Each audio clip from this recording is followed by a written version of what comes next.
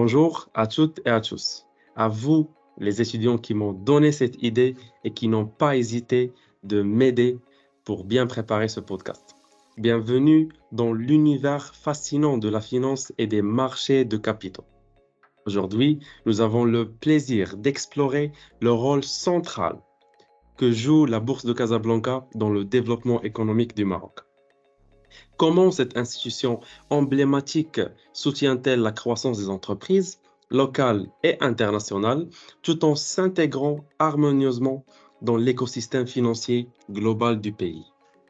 Quelles sont les innovations récentes et les impacts de la transformation numérique sur son fonctionnement? Et surtout, quelles compétences seront cruciales pour vous, les futurs leaders du domaine financier? Restez avec nous pour une discussion enrichissante qui promet de dévoiler les coulisses et les perspectives d'avenir de la Bourse de Casablanca. Mesdames et messieurs, nous accueillons aujourd'hui Mohamed Saad en tant que directeur général adjoint de la Bourse de Casablanca. A su mener des initiatives innovantes et transformer l'institution en un acteur incontournable de l'économie marocaine. Son leadership visionnaire et son engagement pour un marché financier inclusif et dynamique sont largement reconnus. Nous sommes ravis de pouvoir bénéficier de son éclairage sur les multiples facettes de la Bourse de Casablanca, ainsi que sur les perspectives d'avenir de cette institution clé. Merci infiniment, Mohamed Saad, de nous faire l'honneur de votre présence et de partager avec nous votre précieuse expertise. Mohamed Saad, bienvenue dans ce podcast. Merci Sajid et merci à tous les auditeurs et bravo et félicitations pour ce que vous faites, ce podcast Future Skills. J'espère apporter les réponses nécessaires à vos questionnements et à tous les sujets qui vont traiter de la Bourse de Casablanca, des compétences, du leadership, du digital et encore félicitations pour cette initiative fort intéressante pour l'ensemble de l'écosystème, on va dire, estudiantin, mais aussi au-delà de cet écosystème. Alors, merci. En fait, avant de commencer, pour tous les étudiants, je vous encourage de rester avec nous jusqu'à la fin de ce podcast pour découvrir des choses qui vont être relevées pour la première fois dans ce podcast et pour une opportunité qui va booster aussi votre carrière. Alors, avant juste d'entamer les questions pour ce podcast, j'aimerais juste, en fait, si on peut, si tu peux nous donner une présentation de vous et de ce que vous faites, et comme ça, on commence les questions. Alors, encore merci. Alors, ça ne va pas me rajeunir. J'ai 33 ans dans le secteur, on va dire, professionnel, essentiellement dans tout ce qui est digital et IT. Je suis de formation d'ingénieur IT. Mais aussi, j'ai eu un MBA quelques années plus tard, mais aussi, oui, certification internationale dans tout ce qui est, on va dire, sécurité IT, digital, gouvernance de l'IT. Dernièrement, pas plus tard qu'il y a 2-3 semaines, j'ai eu ma dernière certification dans tout ce qui est administration de société et donc faisant partie donc d'un board. Je suis certifié administrateur de société. J'ai un parcours dans l'industrie, dans la finance, dans la banque, dans le marché des capitaux, dans les assurances. Et donc aujourd'hui, j'occupe le poste de directeur général adjoint au sein de la Bourse de Casablanca. Parfait. C'est un parcours impressionnant. Ce qui va nous aider aujourd'hui aussi pour entamer nos questions et pour répondre aussi à nos questions. En fait, on connaît que la Bourse de valeurs casablancaise, c'est un acteur clé dans le paysage de l'économie marocaine ou bien même, voire de l'économie africaine. Mais en vrai, on veut savoir en quoi la Bourse de Casablanca contribue au développement économique du Maroc. Alors, merci pour cette première question qui permet de positionner la bourse dans l'échiquier économique d'un pays comme le Maroc. Alors, ce qu'il faudrait savoir, c'est que ce développement économique au Maroc a été toujours intimement lié à celui de la bourse. Nous sommes en premier lieu un outil de financement pour les secteurs privés et secteurs publics aussi. Et donc, à travers, on va dire, l'émission d'actions et d'obligations, hein, une entreprise qui viendrait euh, chercher des capitaux sur le marketplace, donc sur la bourse Casablanca. La bourse est aussi un lieu de placement attractif, hein, des gens qui ont des capitaux et qui veulent les placer, ben, ils Mhm. viendront chercher un rendement intéressant au sein de la bourse Casablanca. Alors, l'objectif, c'est d'accélérer la croissance des entreprises. Une entreprise qui veut grandir, qui veut croître, qui a besoin de capitaux, elle va venir lever des capitaux au sein de la bourse Casablanca. Alors, ce qu'il faut savoir, c'est que nous sommes la deuxième bourse en Afrique, juste derrière l'Afrique du Sud.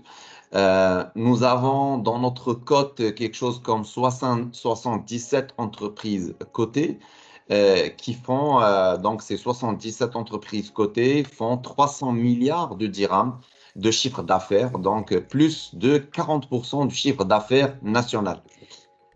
Ces 77 entreprises consolidées vont faire 16% en termes d'impôts payés à l'État, mais aussi quelque chose comme 6% du PIB annuel au Maroc. Donc voilà un peu quelques chiffres qui font que la Bourse Casablanca est un lieu privilégié pour accompagner les entreprises vers leur croissance, vers leur développement. Deux ou trois petites informations que je peux partager avec vous, hein. Les dernières levées des capitaux d'Acdital et de CFG ont connu un engouement incroyable, hein. Acdital, par exemple, on a vu que le marché lui a octroyé quelque chose comme 5 milliards de dirhams. CFG Bank a aussi reçu, enfin, a eu l'engouement de 13 milliards de dirhams, presque plus de 50 fois ce qu'elle a demandé sur le marché. Ce qui reste quelque chose d'extraordinaire. Le marché marocain, il est boulimique, hein. Enfin, il a une forte demande en matière de papier frais et donc d'entreprises qui viendraient ce côté. 30 000 personnes physiques ont participé justement à cette levée des capitaux et donc ce qui démontre que le marché il est très demandeur des entreprises qui ont une belle success stories à raconter et donc ce qui fait que la Bourse Casablanca un vrai lieu de développement et de croissance. Voilà. Donc vraiment, c'est un lieu pertinent ou bien privilégié pour les investissements. Ça, on le comprend. Et après, on aimerait bien passer du rôle et de l'impact à passer à un écosystème, en fait, à une vision globale. Et donc là, j'aimerais bien savoir quelles sont les innovations récentes introduites par la Bourse de Casablanca pour dynamiser ce marché financier, sachant que le marché financier est toujours en constante évolution. On est d'accord, c'est très bien dit. Alors, ce qu'il faut savoir, c'est que durant les 4 ou 5 dernières années, nous sommes passés vers une institution qui veut être utile et accessible pour le marché. Et donc, nous sommes partis voir toutes nos parties prenantes, toutes celles qui gravitent autour de l'écosystème marché des capitaux. Alors, on est sorti pour aller chercher des PME, sachant que 95% du tissu économique est formé par des PME. Et donc, on avait lancé un programme Élite qui continue jusqu'à aujourd'hui à être une très, très bonne plateforme pour tout ce qui est acculturation de ces PME. Et donc, Élite est un programme qui vient aider les entreprises à devenir enfin, on va dire, intéressant en Mhm. termes de lever des capitaux, à améliorer leur gouvernance, à améliorer leur transparence, à aller chercher des partenaires, c'est des avocats, des banques d'affaires qui peuvent les aider à améliorer leur outil de production. Et donc, l'une des innovations, c'était le programme Elite. Alors, deuxième innovation, c'est que nous avons lancé une feuille de route avec la CGEM. Et donc, c'est pour qu'on puisse être au plus près des entreprises, donc qu'ils puissent voir en cette bourse un outil accessible et utile. Nous avons aussi lancé un programme d'éducation, mais aussi de formation, mais aussi d'acculturation, de préparation des experts comptables pour qu'ils puissent comprendre comment est-ce que les entreprises elles peuvent lever des capitaux et donc comment est-ce qu'ils peuvent être plus convaincants dans leur mission de commissaire aux comptes ou d'expert comptable, on va dire conseiller des entreprises. Et donc ça, c'est un programme qu'on vient de lancer. L'une aussi on va dire, des révolutions dans le marché des capitaux, c'est le lancement de la société gestionnaire du marché à terme. Il y a des produits dérivés, c'est une deuxième bourse que nous lançons, avec une entreprise aussi qu'on appelle la chambre de compensation. Donc tout ça fait que la bourse est aujourd'hui sur les starting blocks. Elle veut accompagner le marché marocain dans son développement. Elle veut accompagner tous les projets et donc initiés par Sa Majesté le Roi, que Dieu l'assiste, dans tout ce qui est couverture sociale, dans tout ce qui est préparation de l'infrastructure vers la Coupe du Monde 2030, vers le développement de l'économie nationale pour les années à venir. Donc, on veut vraiment être là, tout comme ce qu'a, on va dire, ce qu'a lancé et donc poussé le nouveau modèle de développement. Donc, la Bourse Casablanca est là pour justement accompagner l'État marocain, accompagner donc les projets structurants de l'économie nationale. Effectivement, en fait, c'était très clair et je comprends que la bourse fait des efforts, des innovations, si on peut dire, pour se positionner dans le marché, mais aussi vous avez mentionné des blocs ou bien des briques. Alors, est-ce que parmi ces briques, on ne peut pas trouver la transformation numérique? Et c'est là où vient ma prochaine question. Est-ce que, ou bien comment, la transformation numérique a-t-elle influencé le fonctionnement de la bourse de Casablanca? Très bonne question. Alors, ce qu'il faut savoir, c'est que la bourse, les bourses, hein, un peu partout dans le monde, ont toujours Oui. été intimement liées, leur développement a été intimement lié à la technologie. Quand on parle aujourd'hui de cloud computing, bah, les bourses ont inventé le cloud computing parce que vous avez ce qu'on appelle des bourses mutualisées. Une bourse mutualisée, ce sont plusieurs pays qui vont Mhm. utiliser une bourse. D'abord, on prend l'exemple de la BRVM, qui est une bourse mutualisée de la zone UEMOA qui se trouve à Abidjan. Sauf que tu as 6 ou 7 pays qui vont utiliser une seule bourse basée à Abidjan. Le D'accord. Sénégal, le Mali, le Togo, etc., vont toutes utiliser une seule bourse basée à Abidjan. Donc, c'est une mutualisation de plusieurs bourses en une seule, et donc il va se retrouver à Abidjan. Les bourses ont tous adopté dans les années 80, à partir des années 80, hein, la bourse de Londres a utilisé la cotation électronique à partir des années 80, 1987, quelque chose comme ça, quand Mhm. la bourse de Casablanca a entamé sa cotation électronique en 1997. La cotation électronique veut dire que les traders vont rester dans leur bureau et à travers une console et un logiciel, ils peuvent poster des offres d'achat ou de vente. Et Mhm. donc, vous voyez que les bourses sont relativement précurseurs dans tout ce qui est utilisation de l'informatique et de la technologie. Et donc, on va voir tout au long du développement de ce podcast, euh, on va voir que l'utilisation des technologies et de la blockchain et de l'intelligence artificielle et de la virtualisation et du cloud, donc, les bourses ont été assez précurseurs, donc justement dans l'utilisation de ces technologies. Donc, nous sommes très consommateurs du digital, nous sommes très consommateurs du numérique.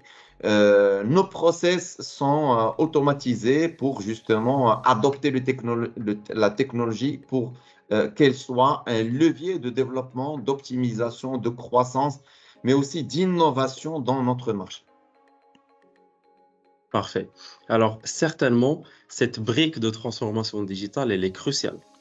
On comprend ça, mais on veut savoir aussi, en fait, est-ce qu'il y a un rôle du leadership? Est-ce qu'il y a des qualités humaines ou bien des compétences du futur?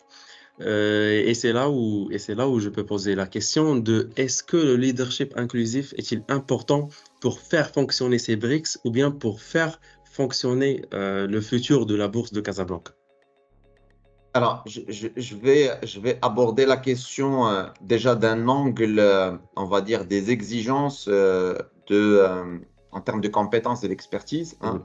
et de capacité de la Bourse Casablanca ou on va dire, des femmes et des hommes qui travaillent au sein de la Bourse Casablanca. Mhm. Alors, nous avons un métier qui est relativement, on va dire, pas stressant, mais exigeant, parce que nous sommes Mhm. dans le temps réel. Hein, nous sommes dans le temps réel, c'est-à-dire que chaque seconde, elle coûte quelques centaines de milliers ou dizaines de millions de dirhams.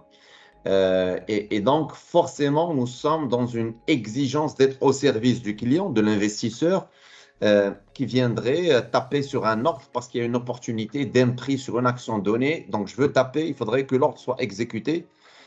Il faudrait que l'ordre soit parvienne à la Bourse Casablanca et qu'il y ait une certaine résilience, qu'il y ait une Mhm. certaine continuité d'activité, qu'il y ait une certaine sécurité, qu'il y ait une certaine, on va dire, client-centric, parce que le rôle du client, il est extrêmement important. Hein. On ne peut pas exister sans le client, sans l'investisseur. Mhm. Donc, nous avons une exigence, on va dire, d'être au service du client. Donc, ça, c'est quelque chose d'extrêmement important, hein, qu'on ait ce mindset d'être au service du client. On ne vend pas des canettes de coca ou des cravates d'une certaine marque. Et puis, la canette de coca, s'il ne se vend pas aujourd'hui, elle se vendra demain ou après-demain. Nous, on vend une position sur une valeur donnée, c'est une opportunité. Et le client, quand il veut taper sur une position, il faudrait que le système soit apte, il faudrait que le système soit sécurisé, il faudrait que le système soit transparent et que ça se fasse. Donc, nous avons une exigence de service extrêmement importante. Donc, moi, mon client aujourd'hui, je dois anticiper son besoin. Je dois anticiper un incident, je dois anticiper un problème. Et donc, je mets en place tous les dispositifs nécessaires pour qu'il n'y ait pas de discontinuité de service. Et ça, mes, euh, mes collègues le savent. Mes collègues le savent et nous avons des process qui vont démarrer à 2 heures du matin. Par exemple, quand je veux préparer la journée de demain, ben, j'ai des process qui vont démarrer à 2 heures du matin. J'ai des équipes Mhm. qui sont alertes, qui sont aptes pour justement s'il y a un incident, s'il y a une alerte, s'il y a un SMS qui tombe, s'il y a un mail qui tombe, il faudrait qu'il soit très réactif. Et donc, donc voilà, donc en fait, cette conscience du travail, cette mobilisation, cet engagement, il est extrêmement important au sein de la Bourse Casablanca. Donc, le leadership chez nous, c'est que chacun est responsable de ce qu'il fait. Toute personne qui travaille à la Bourse Casablanca, elle gère son périmètre et sa responsabilité comme elle gère sa petite famille et son chez-soi. Il y a on va dire, un mindset consciencieux qui est extrêmement important. Et donc, on fait en sorte de responsabiliser les gens, de leur donner ce leadership. Chacun est leader sur son domaine. Et donc, nous avons une devise que nous avons instaurée depuis longtemps à la Bourse Casablanca, c'est One Team. Et donc, à chaque fois que tu vas voir quelqu'un qui va faire quelque chose au service de la communauté, au service du client, au service de la Bourse Casablanca, il va signer son mail One Team. Il va signer son action One Team. Donc, c'est quelque chose qui est rentré dans le mindset des gens, des femmes et des hommes. Et donc, on est très fiers de cette culture que nous avons inculquée autour de nous à nos collègues. Parfait. Alors, ce sont deux ou trois éléments principaux. C'est d'abord, si je peux résumer, c'est l'approche client, le customer-centric approach, d'être accountable, c'est-à-dire être responsable Tout à fait. voilà, des faits, de nos tâches, et surtout l'aspect one team ou bien l'aspect discipline ou engagement, on peut l'appeler aussi. Exact. C'est ça. Donc, après, j'aimerais bien savoir, est-ce que vous pouvez partager des actualités sur des actualités récentes concernant la bourse de Casablanca? On peut notamment parler de la e-bourse. Oui. Alors, Mhm. eBourse est une plateforme extraordinaire parce que nous avons aussi une mission d'acculturation et d'éducation financière. On le fait depuis très longtemps. Mhm. On forme quelque chose comme 3000 personnes par an. Mhm. Je dis 3000 personnes par an sur tout ce qui est évangélisation, euh, acculturation à l'éducation financière. Hein. Comment se mettre dans la peau d'un trader. Alors, ebourse.ma est une plateforme qui permet de former les gens, hein, doing by example, doing by practicing. Et donc, les gens, ils peuvent s'inscrire, aller sur ebourse.ma et donc ils peuvent apprendre à trader. L'idée est venue du fait que nous avions déjà une compétition qu'on appelait et qu'on appelle le championnat de la bourse. Et donc, des étudiants de diverses universités, ils viennent concourir et donc en compétition. Et on va primer le premier, le deuxième et le troisième prix, première, deuxième, troisième performance, meilleure performance. Alors, l'année dernière, comme vous le savez, en 2023, il y a eu cette déferlante de tout ce qui est OpenAI et tout ce qui est ChatGPT et tout ce qui est intelligence artificielle générative. Et donc, par un simple WhatsApp, un jour, en mois de mars 2024, j'avais demandé à mes équipes s'ils peuvent voir comment est-ce qu'on peut intégrer l'IA générative au sein de ce moteur de e-bourse et donc de cette plateforme. Et donc, ils sont partis voir un peu dans l'espace de 3 4 jours et ils ont pu trouver qu'ils peuvent connecter la plateforme au moteur OpenAI à travers des API, hein, quelque chose de professionnel, donc quelque chose de robuste, quelque chose qui puisse tirer le meilleur profit de l'intelligence artificielle. Et donc, ils y ont intégré deux grandes innovations. La première, c'est que quand vous vous mettez dans la peau d'un trader, quand vous êtes un novice, quand vous venez pour la première fois, vous ne savez pas sur quelle valeur vous pouvez vous lancer, quelle est votre stratégie de trading. Et donc, on a mis en place un questionnaire, une checklist qui puisse, trentaine de questions, qui puisse vous questionner sur le comment vous voulez trader. Est-ce que vous êtes short-termiste? Est-ce que vous voulez prendre un risque? Est-ce que vous êtes long-termiste? Etc., etc. Et on a pris ça et on l'a envoyé sur OpenAI. Et OpenAI elle rend à l'étudiant ou à la personne qui utilise ebourse.ma et lui rend un descriptif de son, on va dire, behavior, son comportement en termes de trader. Donc ça, c'est la première innovation. Deuxième innovation, AI, c'est que quand vous voulez acheter ou vendre un Maroc Télécom, vous devez au minimum regarder qu'est-ce que cette valeur a fait sur les X mois précédents. Quelle est son trend?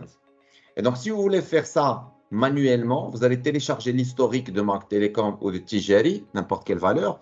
Vous mettez ça sur Excel et vous allez commencer à faire des graphes, des analyses, etc., etc. Si vous téléchargez les transactions des 3 ou 4 ou 6 derniers mois, ça va vous prendre 3 4 jours pour le faire sur Excel. Alors, on a trouvé le moyen à travers un petit icône AI de balancer l'historique à OpenAI, l'historique des 6 ou 3 derniers mois de trading des transactions de Maroc Télécom. Et en un clic, en une fraction de seconde, le moteur AI derrière, il va faire l'analyse à votre place et il vous rend le résultat. Il vous dit, voilà le comportement de Maroc Télécom sur les 3 derniers mois. Et donc, après, it's up to you. C'est à toi de voir si tu veux acheter ou vendre, hein. Le dernier clic revient à l'humain. L'intelligence artificielle ne clique pas à la place de l'humain. Elle conseille. Et donc, c'est ça ce qu'on demande aujourd'hui à l'intelligence artificielle, qu'elle augmente l'humain pour qu'il puisse prendre les meilleures décisions. Jamais elle ne décidera à ta place, mais elle va t'aider, te donner les moyens. Et donc, c'est pour ça qu'on parle d'un humain augmenté. Elle va te donner le moyen et te conseiller pour que par la suite, tu décides, tu prends la décision que tu veux. Donc, voilà un peu ebourse.ma. Ça a été un franc succès. Et donc, quand on avait lancé la première édition, championnat de la bourse, la deuxième édition qui vient de se terminer la semaine dernière, là, on a eu des étudiants qui ont eu des performances extraordinaires. En l'espace d'un mois, ils ont fait des performances de plus 10%, ce qui bat largement les indices de la bourse Casablanca. Et donc, ce qui fait d'eux des gens qui sont de bons advocates de tout ce qui est trading et de bons utilisateurs du marché des capitaux. Donc, voilà en quelques mots très rapidement en quoi consiste ebourse.ma. D'accord. Je prends aussi l'occasion de conseiller nos étudiants et nos audiences de regarder sur le site parce que ils peuvent trouver toutes ces infos sur le site ebourse.ma Effectivement, et comme ça, ouais, ils peuvent aussi s'inscrire, je pense, sur le site exact. et, et c'est ça. Donc, ça se fait en ligne et je pense que ça se fait chaque année. Tout à fait. C'est, Tout à ouais, c'est un fait. Et concours donc, on annuel. les invite à s'inscrire. Il y a des prix à gagner, mais au-delà du prix, Mhm. comme on dit, it's Des more about challenges. the journey than the destination. C'est apprendre. C'est par la suite pour tous ceux qui veulent se lancer dans une carrière dans le marché des capitaux en tant que Mhm. trader. Ça leur donne, c'est une compétence en plus. La Bourse Casablanca a plusieurs conventions avec pratiquement toutes les universités marocaines et donc nous, nous avons des collègues qui sillonnent le Maroc pour justement euh, évangéliser, mais aussi former les gens pour qu'ils puissent et donc avoir une acculturation sur le marché des capitaux et la bourse en particulier. Parfait. Donc, c'est ça. Euh, Après, on aimerait bien savoir quels sont les futurs défis, en fait, que la bourse de Casablanca se prépare pour faire face à ces défis, en fait. Quels sont ces défis? Et voilà, quels sont ces défis? Alors, le premier défi à court terme, c'est le lancement de la plateforme des dérivés, des produits dérivés. Et donc, ça, c'est imminent, Inch'Allah, vers fin d'année, début 2025, on lancera les produits Inch'Allah. dérivés. L'autre défi, c'est d'être un levier de développement de l'économie nationale et donc d'accompagner les PME qui veulent devenir internationales. Si vous regardez un certain nombre de PME qui sont venus lever des tickets de 20, 30, 40 millions de dirhams sur la bourse aujourd'hui, sont devenus internationales. Je parle de Dari Kouspat, je parle de HPS, pour ceux qui connaissent HPS, un vrai Mhm. fleuron de Mhm. l'industrie, du digital et aussi de la monétique au Maroc qui sont devenus multinationales, hein. On va les trouver en, en Asie, aux États-Unis, au Japon, en Afrique, en Europe. Et donc, une entreprise aujourd'hui qui, quand elle dit qu'elle est cotée sur la bourse Casablanca, les banques internationales ont plus confiance en cette entreprise cotée à la bourse parce qu'ils savent qu'il y a une continuité, ils savent qu'elle est bien gouvernée, ils savent qu'il y a de l'innovation, de la recherche et développement, ils savent que c'est une entreprise qui est bien organisée, qui est investie sur dedans. Donc, voilà Mhm. donc ce qu'est une entreprise cotée à la bourse. Et donc, on cherche avec donc justement l'État et le gouvernement à avoir des entreprises publiques qui peuvent être cotées, à l'instar de Marsa Maroc, à l'instar d'autres entreprises. Et donc, notre défi, justement, c'est d'avoir une cote de la Bourse Casablanca qui est représentative de tous les secteurs d'activité au Maroc et donc qui peut être d'une très forte valeur ajoutée pour les PME, mais aussi pour les grandes entreprises. Très bien. Après, je pense que c'est ma dernière question. Ça serait sur, en fait, on a déjà parlé des compétences, mais maintenant, j'aimerais bien savoir quels sont les conseils, bien les derniers conseils, ou bien les compétences humaines que les étudiants peuvent acquérir tout au long de leur parcours en études, ou bien de leur programme d'école qui vont aider les étudiants soit à être professionnels, soit à avoir l'éthique du travail, soit à être leader dans ce domaine. Alors, au risque peut-être de choquer Mhm. plus d'un, il est extrêmement important d'être très curieux, parce qu'aujourd'hui, les solutions existent, hein. Posez la question à votre chat GPT, il va vous répondre, ou à Dali, ou à tout autre, à Copilot, à plein d'outils aujourd'hui qui répondent, hein, qui ont des réponses. Le plus important, c'est de savoir bien poser la question, la bonne question à poser pour qu'on puisse avoir la meilleure réponse. Alors ça, c'est quelque chose d'extrêmement important. Ensuite, il est extrêmement important d'être un digital adopteur. Aujourd'hui, quand on parle d'intelligence artificielle ou de n'importe quelle autre technologie, les technologies sont là pour augmenter l'humain, hein. Il ne faut pas être un risque averse. Il ne faut pas se dire que ça va remplacer l'humain. La technologie ne remplacera jamais l'humain parce que l'humain a toujours su s'adapter. Sur les 200, 300 000 ans, l'humain a su s'adapter à toutes les inventions et innovations, on va dire, révolutionnaires. Que ce soit dans tout ce qui est révolution industrielle, par rapport à l'électricité, par rapport à la révolution agricole, par rapport à toutes les innovations, l'humain a su s'adapter. Maintenant, l'humain qui saura mettre la technologie à son service, c'est celui-là qui aura une longueur d'avance. Donc, le conseil que je donnerais donc justement à tous ceux qui nous écoutent et qui vont nous écouter, c'est d'être un vrai digital adopteur. Si je suis un financier, il faudrait que le digital me permette et m'aide donc justement à améliorer, à leverager ce que je fais. Si je suis un marketeur, la même chose. Si je suis un ingénieur en génie électrique, la même chose. Si je suis dans n'importe quelle spécialité, expertise, il faudrait que je mette le digital et la technologie au service de ce que je veux faire. Et donc, du coup, je vais avoir une longueur d'avance. Et donc, du coup, je serai l'expert augmenté par l'utilisation de ces technologies. Et donc, digital adopteur, c'est le maître mot.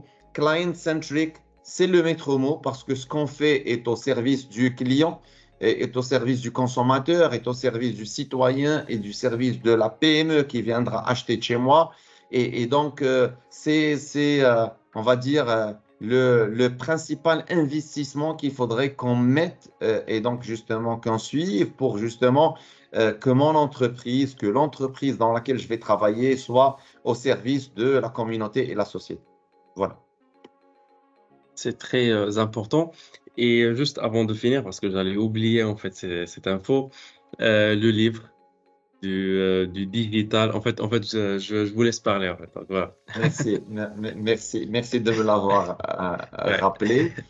Alors, pour que, voilà, donc chacun veut passer dans ce bas monde et laisser une Mhm. empreinte, c'est extrêmement important.